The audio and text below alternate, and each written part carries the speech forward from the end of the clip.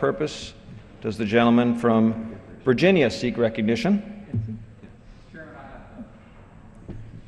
Amendment at the desk. Clerk will designate the amendment. Amendment number 36, printed in House Report number 113-170, offered by Mr. Rigell of Virginia.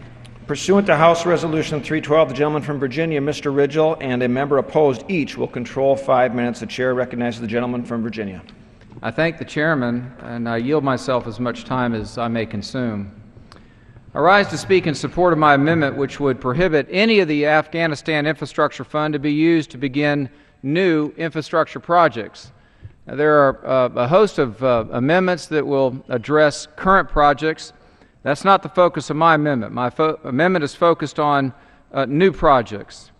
And, Mr. Chairman, I have in my hand the summary of an audit provided to Congress on July the 12th by the Special Inspector General for Afghanistan Reconstruction. And it contains key findings that really make the case that my amendment is needed. The opening paragraph states this: more than 10 years after the international intervention in Afghanistan, the U.S. government, the international community, and the Afghan government continue to face challenges in implementing programs to build basic infrastructure. And that's certainly consistent with what I observed firsthand during my trip to Afghanistan. It goes on to say that 5 of the 7 infrastructure projects for fiscal year 2011 are up to 15 months behind schedule.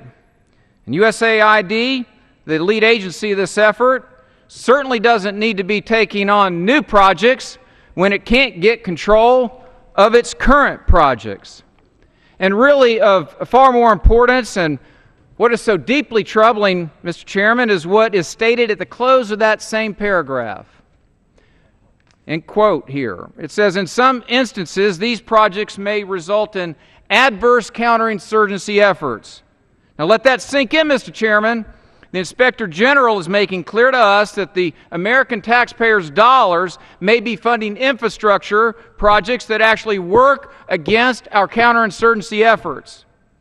It goes on to state the 2 reasons why that might occur. First, these projects create an expectations gap among the affected population. And second, they lack citizen support. Look, even the Afghanistans don't want some of these projects. The harsh reality is this, Mr. Chairman: while we're furloughing hardworking Americans who work alongside and support our men and women in uniform, we have poured not millions, but literally billions, $89.4 billion in reconstruction efforts, and really into a cauldron of graft and corruption. It's not the way to spend America's tax dollars. Mr. Chairman, it's time to stop building infrastructure in Afghanistan. Now, finally, the Inspector General's report makes clear that we are building infrastructure that the Afghanistans cannot possibly maintain and sustain. They don't have the money, and they won't have the money. Buildings will deteriorate. Generators will run out of fuel. Lights will go out. Yet we keep building.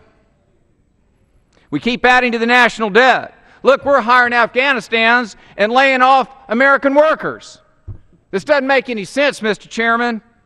It's time to stop building infrastructure in Afghanistan. And that's why I urge my colleagues, both sides of the aisle, to look carefully at this issue. I believe that will lead to a vote for my amendment, which would prohibit any of the Afghanistan infrastructure funds to be used to begin new infrastructure projects. I reserve the balance of my time. Gentleman reserves for what